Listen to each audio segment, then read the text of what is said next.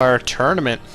Now, as we get into the second game right now, let's take a look and see who our Zerg here at the bottom 6 o'clock position is, and it looks like it is ViBE.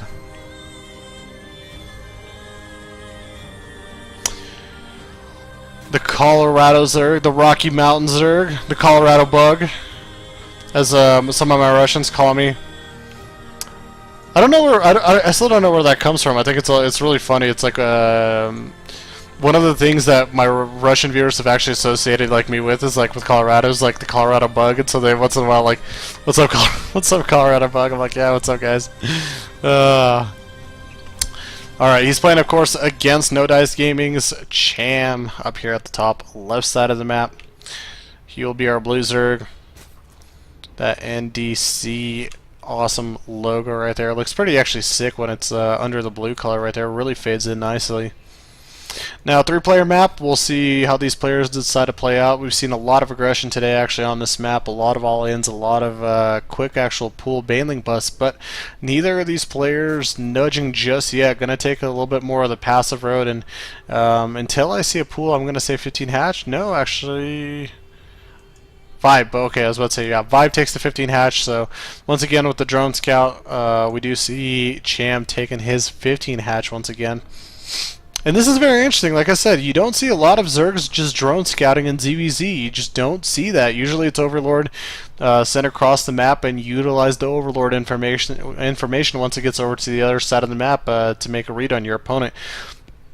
And it's not really like the toughest thing to do either, because you take an angle and path and you kind of nudge over the area where it would be a natural, and I mean you play enough ZVZs where you could tell the difference if it's a 15 hatch, if it's a 14 hatch, if it's pool then hatch coming down. You could see the HP difference, and then you just kind of nudge your way over into the main base, spot it to see if there's any gas, anything else, and then fly out. I mean, it's not too hard of a read, so sometimes it might not be worth it, but who knows, on a 3-player map where your overlords might not be able to find your opponent right away, it does, I guess, help out a little bit to drone scout.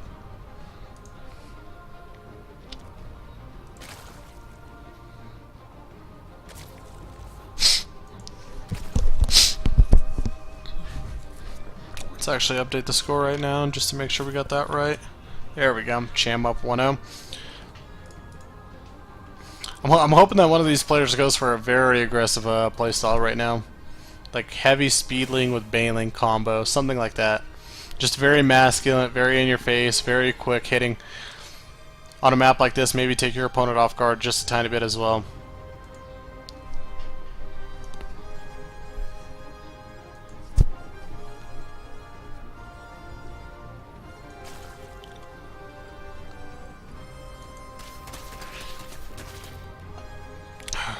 Couple of lings over here running inside the base. We have some drones getting pulled off the line to fight them for a couple seconds. Gonna try to get back in here, and actually does manage to get another drone back-to-back games. A good play from ViBE right there. You want to make your lings, like I said, even mute as lings any of your units about as cost efficient as you possibly can. So 2 lings, well, literally 2 lings go in, kill a drone, and walk out. Get a lot of scouting information. See, like to somebody like ViBE, like he's like, well, I played a little bit safe just in case by getting the earlier pool. I found out about you later, but now I have all the information, and that's going to be bad for you. Hopefully, we have lair underway. Right now, I still don't see the 3rd, 4th, and 5th gas, so this might be just quick roaches, or not quick roaches, or at least a setup into roaches.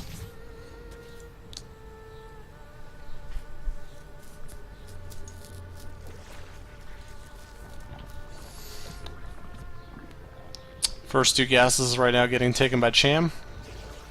Neither player is going to play mutas. Neither player's... Wait, whoa, I might have said it a little bit too early. Hold on. These gases are pretty late, so maybe just gas for the upgrades and the roaches.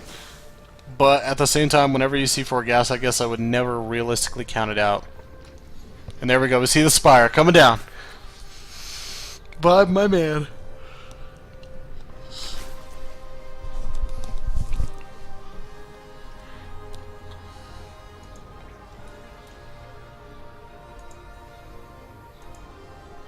Overlords stacking on top of each other.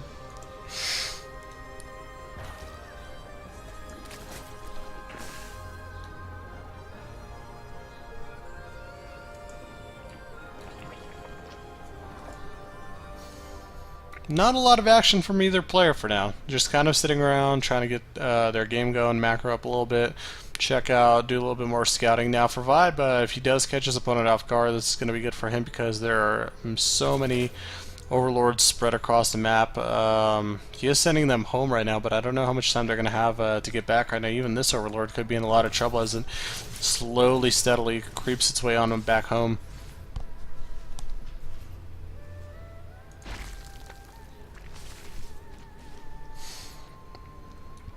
My head's like almost dipping right now at this point. I can barely keep my can barely hold my neck.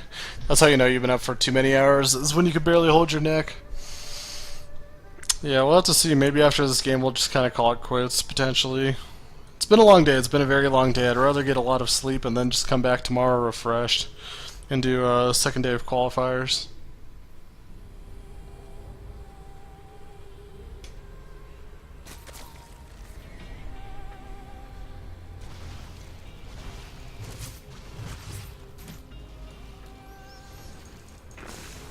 Couple mutas left within the main base, but Overseer should fall. Indeed it does. Spots the mutas, and we have 2 more underway. Meanwhile, back at home, Spore Crawler production begins inside the natural. Definitely you would like to throw a couple more inside the main base. That would be really nice, but has yet to do so. Thinking that maybe, just maybe somehow one Spore Crawler is just enough to scare away my opponent. Or again, worst comes worst, if not that, put down a Widow Mine Trap. If you're Terran, of course. Just testing you guys, seeing if you guys were sleepy. I know somebody right now is just like, wait, what? Somebody just like started like looking at the game like really closely, like double check the race icons down at the bottom left side of the map. So mutas do fly in. Again, there's only one Spore Crawler within this vicinity. This one that's building will go down. Looks like the ones within the main will finish, but little pick off here and there. Good little attacks.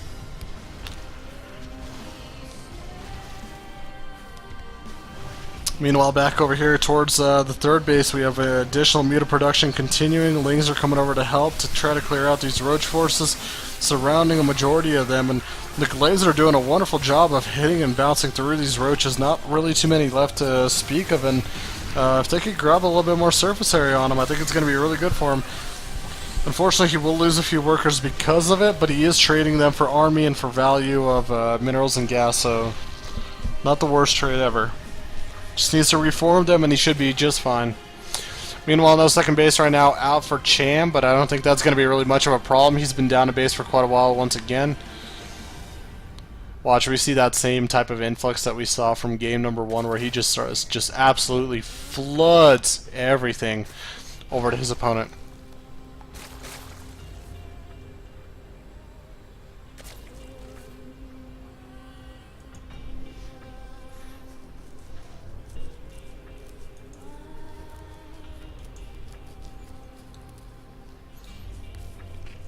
Muta's taking a direct flight over to Cham's base. Would be actually not too bad of an idea for him to have an Overseer with him, because he could clear a lot of his creep out of the way. Sometimes I wonder why Zergs actually don't do that more often. It's, in ZVZ at least. In ZVT and ZVP, you'll never catch an Zerg army like... Yeah, there we go.